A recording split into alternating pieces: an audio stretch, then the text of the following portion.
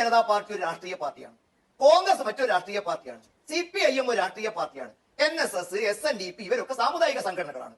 അവർ BJPയുടെ നിലപാടോട് ഒത്തുപോകണമെന്നോ BJPക്ക് അവരുടെ നിലപാടോട് ഒത്തുപോകണമോ എന്നുള്ള വാശി നിർബന്ധമൊന്നും BJPക്ക് ഇല്ല. അവർക്ക് അവരുടെ നിലപാടുകൾ പറയാനും അതിനനുസരിച്ച് മുന്നോട്ട് പോകാനുള്ള അവകാശമുണ്ട്, സ്വാതന്ത്ര്യമുണ്ട്. ഇനി ശബരിമലയുമായി ബന്ധപ്പെട്ട വിഷയത്തിൽ NSSന്റെ നിലപാടുകളോട് BJP യോജിക്കുന്നു, അല്ലെങ്കിൽ BJPയുടെ നിലപാടോട് NSS യോജിപ്പായിരുന്നു. ശബരിമലയുടെ വികസന കാര്യത്തിൽ സംസ്ഥാന ഗവൺമെന്റ് അലംഭാവമാണ് കാണിക്കുന്നത്.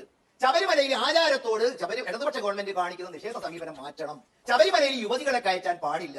അന്യായമായ താല്പര്യം ഗവൺമെന്റ് രീതി നടപ്പിലാക്കുന്നതിൽ കാണിച്ചു.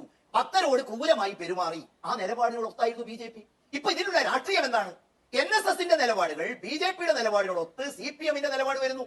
CPMന് മാറ്റം ഉണ്ടാകുന്നു. അതിനെ NSS സ്വാഗതം ചെയ്യുന്നതിന് ഞങ്ങൾ എന്തിനാ എതിർക്കുന്നത്? പിന്നെ ഇവരൊക്കെ കാണിച്ചാൽ എന്തുണ്ടാവും എന്ന് ഞാൻ ചോദിക്കട്ടെ. ഇവരൊക്കെ പോയിട്ട് റാഷിദെ എത്ര പേരുണ്ടായിരുന്നു 20-ാം തീയതിയിലെ സമ്മേളനത്തിൽ? ഇവരൊന്നും പിന്തുണയ്ക്കുന്നുണ്ടോ ഇല്ലയോ എന്ന് എനിക്കറിയില്ല. 22-ാം തീയതിയിലെ ഇടിവെട്ടി പെയ്ത സമ്മേളനത്തിൽ എത്ര ആളുണ്ടായിരുന്നു? ഒന്നാമത്തേത് ചീറ്റിപ്പോയോ? 4600 കസേര ഇട്ടു എന്നും 3000 കസേര ഇട്ടുള്ളൂ എന്നും കസേര കൂടിപ്പോയത് കൊണ്ടാണ് ആളുകൾ കുറഞ്ഞത് എന്നും 623 പേരെ ഉണ്ടായിരുന്നു എന്നും നിങ്ങളൊക്കെ സാക്ഷ്യപ്പെടുത്തിയതാണല്ലോ.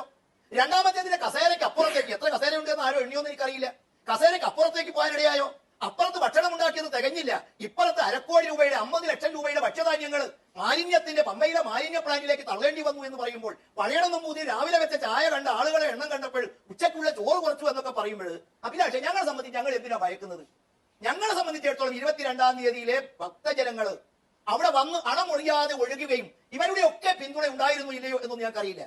ആദ്യ ദിവസത്തിൽ അതിൽ ശുഷ്കമായി അവശേഷിച്ച ചർച്ചകൾ ദേവസ്വം ബോർഡിന്റെ പ്രസിഡന്റ് തന്നെ പറയേണ്ടി സമ്മതിക്കേണ്ടി വന്നില്ല. അതിനകത്ത് ആളുകൾ ഉണ്ടായിരുന്നില്ല, ചർച്ച കേൾക്കാൻ തീരെ ആളുകൾ ഉണ്ടായിരുന്നില്ല, കാരണഭൂതം വന്നിട്ട് പോലും ഉണ്ടായിരുന്നില്ല. ഞാൻ ഇൻകുലാബ് വിളിച്ച മോഡലിൽ ശരണം വിളിച്ചത് തെറ്റായിപ്പോയി എന്നൊക്കെ പറയുമ്പോൾ ഈ നിലപാടിനൊപ്പം NSS നിൽക്കുമെങ്കിൽ ആ NSSനോട് ഞങ്ങൾ എന്താണ് പറയേണ്ടത്? ശബരിമലയുടെ ആത്യന്തികമായ അടിസ്ഥാനപരമായ വിഷയത്തിൽ BJP ഉയർത്തുന്ന വിഷയത്തിനൊപ്പം NSS ഉണ്ട്, NSS ഉയർത്തുന്ന വിഷയങ്ങൾക്കുണ്ട്. ഇതിനകത്തൊരു രാഷ്ട്രീയ വിഷയം എന്നുള്ള നിലയ്ക്ക് അത് NSSന് പുലർത്താനുള്ള സ്വാതന്ത്ര്യമുണ്ട്. അവരതിന് ശ്രമിക്കട്ടെ.